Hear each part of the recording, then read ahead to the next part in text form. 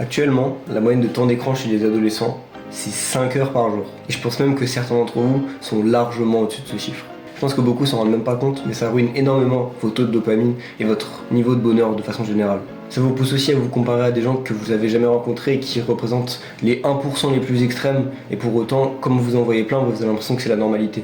Par exemple, je pense que tout le monde ici a déjà vu des millionnaires de 22, 21, 20, même 18 ans parfois. Et du coup, à côté, on a l'impression d'être une grosse merde. Sauf qu'en réalité, l'âge moyen des millionnaires dans le monde, c'est 58 ans. Est-ce que vous vous rendez compte à quel point ça baisse votre cerveau et votre notion de la normalité ? Donc pour ça, l'important, c'est de trouver des solutions pour moins passer de temps sur les écrans et plus profiter de sa vie. Bon, la solution la plus évidente, c'est évidemment juste sortez dehors. Genre, allez voir des amis, sortez avec des gens, évitez d'être sur votre téléphone de façon générale. Mais bon, ça, je sais que c'est un conseil qui est évident, que la plupart d'entre vous vont galérer à adopter. Donc c'est pour ça que je vais vous donner des tips qui sont un peu plus importants.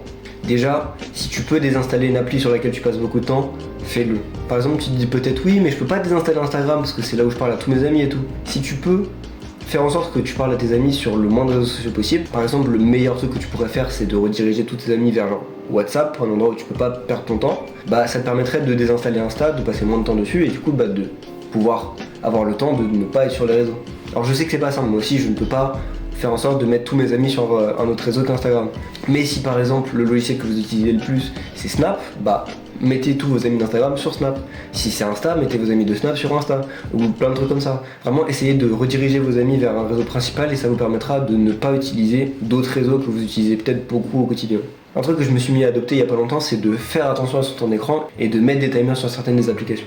Alors j'ai aucune idée de si ça existe sur iPhone, mais sur Android vous pouvez voir votre temps d'écran et vous pouvez la plupart du temps mettre des timers sur certaines applications. Par exemple, tu vas analyser tes temps d'écran, tu vas te rendre compte par exemple que tu passes 4 heures par jour sur YouTube parce que c'est le réseau que tu utilises le plus, mets-toi un timer, réduis progressivement peut-être, tu vas dire demain je vais mettre 3 heures maximum, ce qui fait qu'au bout de 3 heures tu n'auras plus accès à YouTube.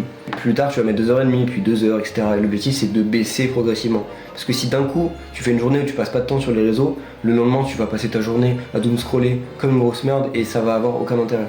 L'objectif, comme pour arrêter la plupart des mauvaises habitudes, c'est de réduire progressivement et de réussir à être le plus consistant possible dans le fait d'arrêter cette habitude. Alors je sais, ça casse les couilles, soyons honnêtes, quand tu vois oui il reste 5 minutes sur cette application, c'est chiant, mais l'objectif c'est que ça vous aide sur le long terme. Alors soyons honnêtes, moi aussi je suis coupable de ce genre de trucs. Moi aussi je passe énormément de temps sur mon téléphone. Je vais pas vous mentir, je suis à genre 6 heures de temps d'écran par jour, ce qui évidemment est absolument aberrant. Mais honnêtement j'ai fait des efforts parce qu'avant j'étais encore plus haut, avant j'étais à 9 voire 10 heures de temps d'écran par jour, ce qui oui pour certains peut paraître aberrant. Mais justement mettre ces timers c'est le truc qui m'a le plus aidé, ça m'a permis de passer plus de temps à faire d'autres choses, à m'occuper de moi, à voir ma famille, à profiter de mes proches, à faire du sport et à faire plein de choses qui m'ont permis de profiter vraiment de ma vie et de pas juste passer mes journées à scroller pendant 5 heures par jour sur Insta, à regarder des réels où on voit la vie d'une personne qu'on considère comme parfaite sauf que ça représente que 1% de sa vie et même cette personne là c'est genre une personne sur des millions sur Terre qui a une vie incroyable alors que la plupart des gens ils ont une vie mid comme toi, voire une vie encore moins bien que la tienne. Donc faites attention au réseau, évitez de vous comparer. Vous avez, je l'espère, 2 bras, 2 jambes, vous avez un corps en bonne santé, vous pouvez respirer, vous allez bien, vous n'avez pas de problème dans votre vie. En tout cas c'est ce que j'espère sincèrement chez vous. Donc il faut savoir profiter de ce que vous avez actuellement et vraiment être reconnaissant de la vie que vous ayez, tout en évidemment s'améliorant et devenir la meilleure version de soi-même.